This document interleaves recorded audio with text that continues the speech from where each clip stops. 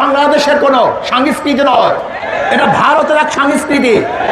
এই জঙ্গি নাটকের মাধ্যমে এদেশের আলেম ওলামা মাদ্রাসা মুসলমানদেরকে ধ্বংস করার অস্ত্র হিসেবে ব্যবহার করেছে। আবার এই সরকার জঙ্গি নাটক শুরু করেছে। ভারতের বিভিন্ন লিডাররা ম্যাপ দেখায় যে বাংলাদেশ, পাকিস্তান, আফগানিস্তান, নেপাল, ভুটান সহ এই এরিয়া অখণ্ড ভারত হিসাবে তারা ম্যাপের মধ্যে বারবার প্রদর্শনী করেন।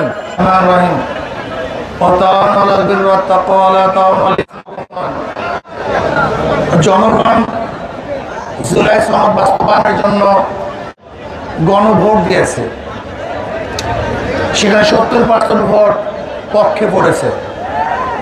আমরা মনে করি ইসলামের সাথে, দেশের সাথে যদি কোনো পয়েন্ট সাংঘর্ষিক না হয় তবে অবশ্যই জুলাই সনদকে বাস্তবায়ন করতে হবে। জুলাই বিপ্লব কেন হয়েছিল? আপনারা ভেবেছেন শুধু একটা সরকারকে পতন করার জন্য না, বরং এদেশকে বিক্রি করার ষড়যন্ত্র চলতেছিল। এদেশের জনগণ ঐক্যবদ্ধভাবে সেই ষড়যন্ত্রকে রুখে দিয়েছে। জীবনের বিনিময় তাবেদার সরকার উৎখাত করে এদেশকে রক্ষা করার জন্য জনগণ চেষ্টা করেছে, সাধনা করেছে, রক্ত দিয়েছে, পঙ্গু হয়েছে। আমরা কি চাই? আমাদের স্বাধীন দেশে স্বাধীনভাবে বসবাস করতে চাই। 92% মুসলমানদের দেশে ইসলামের খেলাফ কোনো আইন হবে এটা আমরা চাই না।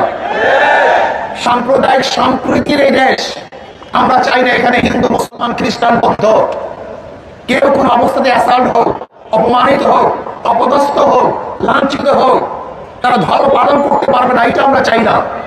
কিন্তু এইটা আমরা চাই না যে ধর্মের নামে ধর্মকে আড়াল করে সামনে রেখে এদেশকে বিক্রি করার ষড়যন্ত্র করবে, সেটা আমরা চাই না। আপনারা জানেন বাংলার মানুষ কিন্তু যারা হিন্দু সম্প্রদায় তারা কিন্তু দেবী ভক্ত, রাম ভক্ত না। আপনাদের অনেকেরই জানা নাই যে হিন্দুদের মধ্যে সমস্ত হিন্দুরা কিন্তু একই দেবী, একই ভূতের, একই মূর্তির ভক্ত হয় না। এক এক এলাকায় এক এক ধরনের মূর্তি তারা ভক্ত হয়। যেমন বাংলার মধ্যে সবচেয়ে বেশি দেবী ভক্ত, কিন্তু ইউপির মধ্যে এবং মুদির এলাকায় সেখানে তোরা রামের ভক্ত। বাংলাদেশে হলো দেবীর ভক্ত, মুদির গুরু তারা হলো রামের ভক্ত। এখানে দেবী মূর্তি স্থাপন না করে রামের মূর্তি স্থাপন করার কারণটা কি একজন চিন্তা করেছেন? এই চিন্তা কিন্তু অনেকেই করেন নাই। এখানে দেবী এবং রাম উদ্দেশ্য নয়, এখানে উদ্দেশ্য হলো দেশটাকে গ্রাস করা, দেশটাকে দখল করা। আজকে আমাদের স্বরাষ্ট্রমন্ত্রী যে দেশকে প্রদেশ বানাতে চায়, ভাগ করতে চায়, তাদের বক্তব্যকে সিলিবক টান বলেছেন, টান হয়ে গেছে। কিন্তু আবার নতুন ভাবে জঙ্গি সৃষ্টি করতেছে। এই দেখেছেন কয়েকদিন আগে জঙ্গি নাটক শুরু হয়েছে। এই জঙ্গি নাটক এটা বাংলাদেশের কোনো সংস্কৃতি নয়, এটা ভারতের এক সংস্কৃতি। এই জঙ্গি নাটকের মাধ্যমে এদেশের আলেম ওলামা মাদ্রাসা মুসলমানদেরকে ধ্বংস করার অস্ত্র হিসেবে ব্যবহার করেছে। আবার এই সরকার জঙ্গি নাটক শুরু করেছে। ভারতের বিভিন্ন লিডাররা ম্যাপ দেখায় যে বাংলাদেশ, পাকিস্তান, আফগানিস্তান, নেপাল, ভুটান সহ এই এরিয়া অখণ্ড ভারত হিসাবে তারা ম্যাপের মধ্যে বারবার প্রদর্শনী করেন যে আজকে হোক কালকে হোক এদেশ আবার ভারত হয়ে যাবে। শুভেন্দু অধিকারী সে তো আসার পরে ওই দেশটাকে নরকে পরিণত করেছে, খুনের রাষ্ট্র পরিণত করেছে, ধর্ষণের রাষ্ট্র পরিচালনা করেছে। সেখানে মেয়েদেরকে ধর্ষণ করে হত্যা করা হয়েছে। আজকে সেখানে মসজিদকে ভেঙে দেওয়া হচ্ছে, মাদ্রাসাকে গুড়িয়ে দেওয়া হচ্ছে। আজকে জোরপূর্বক মুসলমানদেরকে ইসলাম বলতে বাধ্য করা হচ্ছে, এ দেশকে দখল করার হুমকি দিচ্ছে। আমি স্পষ্ট বলবো, বাংলাদেশের মানুষ সজাগ হন, সচেতন হন, এ দেশকে রক্ষা করতে হবে। আমরা জীবন দিয়ে হলে দেশকে রক্ষা করব।